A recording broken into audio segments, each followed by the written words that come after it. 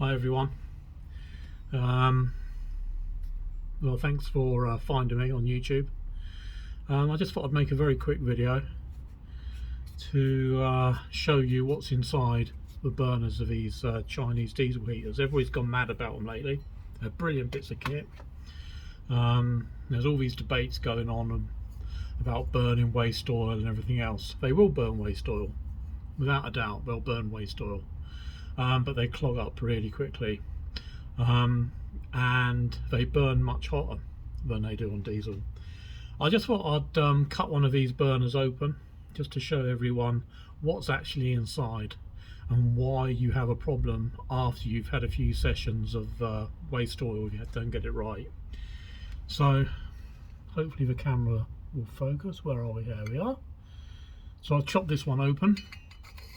I did see a video, before I carry on, I did see a video of a guy on YouTube who managed to get this out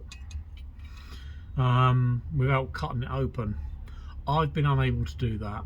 I'm reasonably mechanically minded. I built an attachment from a slide hammer. First of all, I tried a small slide hammer, then I tried a serious slide hammer, and there was no budging that. That was not coming out. All I was doing was destroying it. So whether or not mine's been welded in, but it's more than just a light pressing in there, it will not budge. All I ended up doing was completely distorting this ring, which I've now had to sort of try and hammer back into shape. Just thought I'd mention that. So I resigned myself to cutting it open. I knew what was inside here, by the way, because what I did is I put a very small endoscope type camera down here with a light on it, and I knew there was a wire mesh in here, plus I'd seen it various bits and pieces on YouTube about it anyway. But what I thought I'd do is just show you what this looks like. I think I probably run about 200 hours of waste motor oil in this. There's a cat come to join in. Probably about 200 hours of waste motor oil mixed with diesel, petrol, you name it, various mixes. I thought it was going okay. It certainly burns a lot hotter, absolutely, much hotter than diesel. We'll come to that in a minute. So cut it open, angle grinder. Not a very nice cut, but hey, I'm not very good at angle grinders and stuff. So I whacked it in my vise, cut it open, and sure enough, there's your wire mesh inside. I hope you can see that. There you go. It's not the same wire mesh as what's around the glow plug. It looks very similar, but then when you start to prod it about, it looks like it's got a substance. It looks like it's a sandwich. So it's got wire mesh on the inside, wire mesh on the outside, and something else in the middle. Whatever that is, I don't know. Some sort of carbon matting maybe, I don't know. But anyway, these things get so hot on motor oil, not only do they clag up, and I mean there's a lot of coke in here which I've scraped out, but they also, it looks as though it starts to destroy the mesh itself. I've got big gaps in that mesh where the mesh has just literally burnt away to nothing. There's one bit down there where my thumb is. Let's just see if I can get the camera in there. There's a big gap in there. I mean, like, there's a big chunk missing. There's a couple of spots like that around the mesh.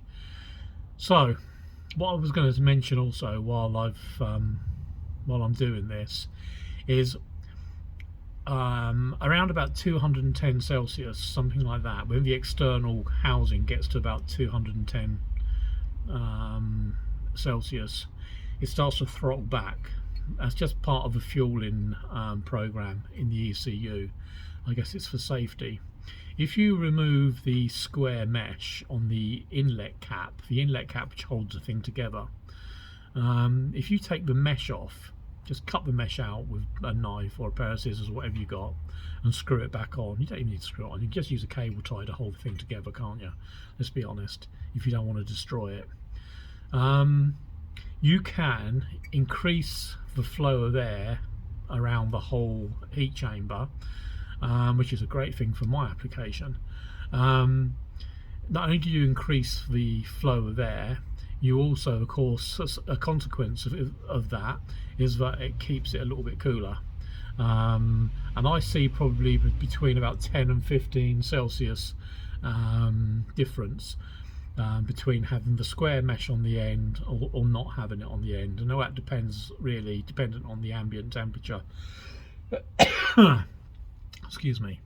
So just something to bear in mind if you are burning hot stuff in this, and you start to trip or the pump starts to wind back, you can actually increase the airflow. For me, it was a brilliant thing because my burner is under the floor in my house and in a basement, and I bring air up, and I wanted to maximize how much air was going across the chamber. So there you are. I've got various ideas how to modify these things.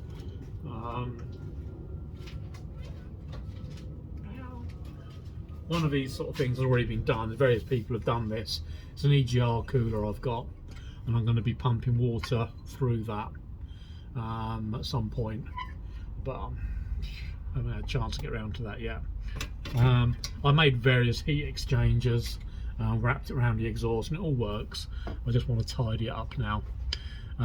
Another idea I've got is maybe supercharging this thing and doing a little bit of forced air induction down the inlet, just to see if I can get it to burn a bit hotter on diesel, which could be quite interesting. And I don't think we're going to need an awful lot of air down the inlet to increase it. Okay, my first video on YouTube anyway, and hope that's been some information, useful information for somebody. In particular, the object of the video is just to show you what's actually inside here.